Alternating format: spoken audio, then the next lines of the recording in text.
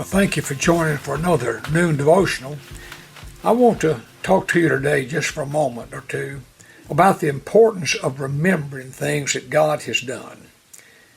Interestingly, when you read the Bible, for example, in the Old Testament, you remember when the children of God crossed over into the Promised Land, that they took 12 stones out of the Jordan River and they brought them out and they set them up as a memorial to what God had done. He had stopped the water from flowing while his children crossed over. And as you read that story, it's really a very interesting story in the book of Joshua.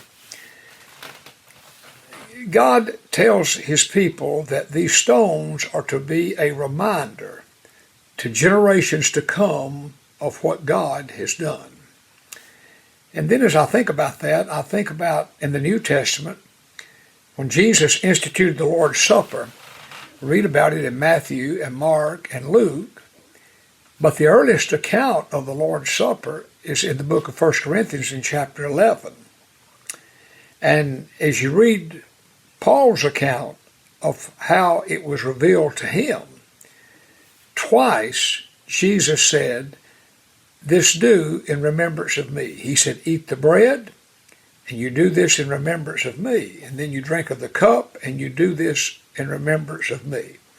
Now, in Matthew's record, there's no mention of remembrance. In Mark's record, there's no mention of remembrance. In Luke's record of the Lord's Supper, it is mentioned one time about this idea of remembering. But in Paul's record, it's twice. And most often when we observe the Lord's Supper or communion in our churches, the minister will take the bread and say that we do this in remembrance of what Jesus did for us. And he'll take the cup, and likewise he will say something very, very similar. Now, that said, it is so important that we have things or ways to help us remember the things that God has done for us. And this is one of the advantages of having a prayer journal. I encourage you, consider having some sort of prayer journal where you jot down, you don't have to write out the whole thing, just enough words that you'll know what you prayed about, where you've asked God for certain things, and then as the days go by, you'll notice that God has answered many of those prayers. And I had even as recent as Tuesday of this week, I opened a letter, and in that letter there was a long handwritten letter on an entire page. And as I read that letter, I just couldn't hardly believe it. It was almost just something I would have hoped would happen, that I had prayed would happen, that did happen.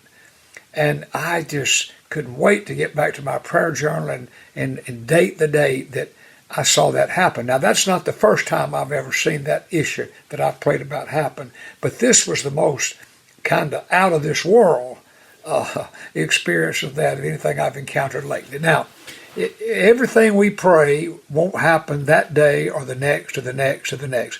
But if we'll just keep praying, and the importance, if we don't write down the things we're praying for, we won't remember them. We'll forget them. And then when they happen, it won't click. It won't come together. And that, to me, is the advantage of writing down the prayers we pray for our family members, for ourselves, for friends, for our church, for our nation, all the things we pray for. Just have it in a group. In my prayer journal, I have a section for me. I have a section for Dottie and for John and for Joel and Jody and Charlie Joe and Joel Jr. and for the church.